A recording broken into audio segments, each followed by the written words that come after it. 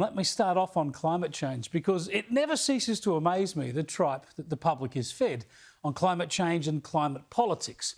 I showed you on Friday how at Joe Biden's climate summit last week, they actually wheeled out and endorsed a teenage climate activist who spouted all kinds of mumbo-jumbo and neo-Marxist propaganda. The climate crisis is the result of those perpetuating and upholding the harmful systems of colonialism, oppression, capitalism, and market-oriented greenwash solutions. The United States put her up and the US Secretary of State introduced her. It was like President Biden is just testing us now to see how nutty he can be before the world calls him out. Well, our taxpayer-funded ABC certainly didn't call him out. After 4 years of American retreat under Donald Trump, Joe Biden wanted to use his climate summit to reassert US global leadership. Yeah, they're reasserting global leadership now. When you reject the UN nonsense and go your own way, reducing your emissions intensity at the same time, that apparently is not leadership. But when you go along with the Paris crowd and follow the lead of ill-informed, emotional teenage activists, that's leadership, apparently. That's how dopey the ABC is on this stuff, so ideological, so evangelical on climate that it humiliates itself. Have a look at this from insiders yesterday.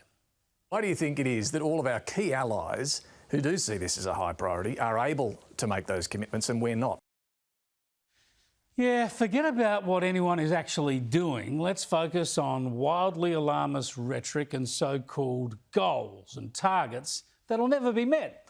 And let's criticise our own country for being mature enough not to play that game. On it went. Just pledged to do double what we're doing. You know, we're at 26%. But we've actually done more than them in the up to now. Fine, but they're going to cut by... Do you really think that's... Never mind about the rhetoric, I'm not right? an expert on every detail of sort of the American economy, but that's their commitment. And the point is we can't keep burning fossil fuels. We can't. We know that, so we owe it to the people who work in the coal industry, the people who make a living from the coal industry, to put measures in place over a period of time to make the transition out as painless as possible. Thank God for James Campbell there from the evil News Corp empire. He supports, actually, as he said in that exchange, cutting emissions, by the way. It's just that he happened to be the only one in a group of 4 who was interested in achievements and reality rather than spin and virtue signalling. There was a good metaphor for all of this dreamy nonsense on the weekend, actually, a real-life demonstration of how their green left pretense turns out in the real world. It happened at a car race. This was a car race for electric vehicles, a so-called E-Prix in Spain. Racing gets back underway. Da Costa leading. He did a good restart. De Vries is with him as they come out across the line. Am I being dramatic here? Is De Vries going to be the only driver to finish this race? Well, Dennis isn't looking good, is he? Here they come, out of the final corner and across the line, and the checker flag's not there. There's another lap. None of them have energy. Yeah, this is an absolute catastrophe. Oh dear, you wouldn't read about it, would you? Well, you probably won't hear about it from a lot of media.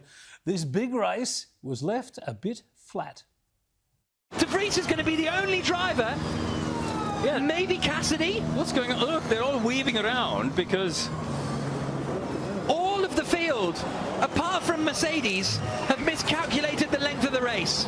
This is an unbelievable end to the Valencia E-Prix. Here comes Nick De Vries, out across the line, the checkered flag falls, De Vries wins. But Nick De Vries wins for Mercedes EQ. Who else is going to finish with enough energy? Enough energy. Yeah, that's kind of crucial. Without enough energy, we're going to struggle.